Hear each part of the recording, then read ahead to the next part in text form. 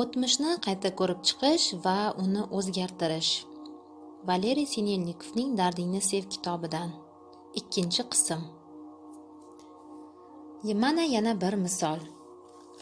Bir ayol mijozimning burnidan 1 yil oldin yashil yiring oqa boshlagan. Umuman burnidagi muammo undan 5 yil avval paydo bo'lgan. Bu kechalari burnining bitishida namoyon bo'lgan.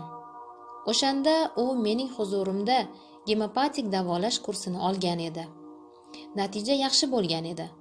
Hozir shifokorlar unga gaymarit deb tashxis qo'yganlar va burnining yuqorisini sanchib teshishni taklif qilganlar.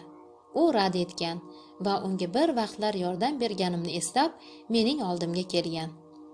Ma'lum bo'ldiki, yiring paydo bo'lishiga ma'lum voqea sabab bo'lgan ekan. Undan sal oldinroq uning qizi boshqa mamlakatga ketgan. Uning ketishidan bir muncha vaqt o'tgach, onasi yolg'izlik hissi, siqilish, ruhiy tushkunlik, achinishni boshidan kechira boshlagan. U o'tgan vaqt davomida ko'z yoshlarini bosib kelgan. Bu salbiy fikrlar uning ustiga shuning uchun yopirilib kelganki, u qizi bilan munosabatini hayotida birinchi o'ringa qo'ygan. Endi uning uchun hayot ma'nosi yo'qotgan. Chunki u qizi uchun yashab kelgan edi.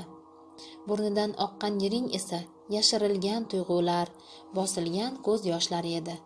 Bu voqeadan so'ng u yana salbiy tuyg'ular namoyon bo'lgan va burnida muammo paydo qilgan bir necha voqeani esladi. Shaxsiy o'tmishingizdagi shunday muammoli voqealarni izlab topgach, ularni qayta ko'rib chiqishni boshlang. Voqeani qayta ko'rib chiqish bu kasallikni vujudga keltirgan salbiy halokatli fikrlarni yangi, ijobiy fikrlarga almashtirish demakdir. Voqeadan qaytadan javobgarlik tuyg'usi bilan o'tish lozim. U sizga qanchalik adolatsiz va bema'ni bo'lib ko'rinmasin, har bir vaziyat ortida ilohiy kuchning namoyon bo'lishini ko'ra olish kerak. Shunda vaziyatdan va umuman o'rab turgan olamdan ichki norozilik yo'qoladi. Sodir bo'lgan voqeaning adolatli va qonuniy ekanligini his qilish tuyg'usi paydo bo'ladi.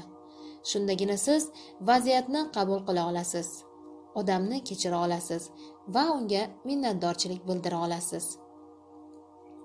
Bir ayolning yuragida infarktdan so'ng paydo bo'lgan va uzoq vaqt davom etgan og'riq bor edi.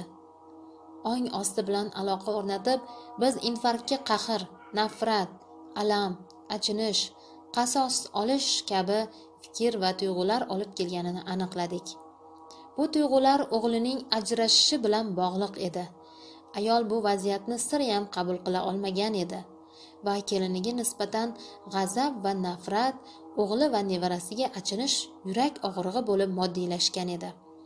Ma'lum bo'ldiki, uning hayotida u shunday tuyg'ularni ko'nglidan kechirgan voqealar ko'p bo'lgan ekan. Faqat bu voqealarni qayta ko'rib chiqib va ularga munosabatini o'zgartiribgina u yuragidagi og'riqdan xalos bo'la oldi. Qayta ko'rib chiqishni hammasidan yolg'izlikda, o'zingizni xotirjam, bo'shashgan his qiladigan joylarda o'tkazganingiz ma'qul. Har bir qayta ko'rib chiqishdan oldin o'z olamingiz, o'z hayotingiz uchun javobgarlikni zimmangizga oling. Ichki suhbatingizni to'xtatib, tadbirga kirishing. Ong osti mo'jizalari kanalida sizlar bilan psixolog, parapsixolog Gulnora Sobitova bo'ldi.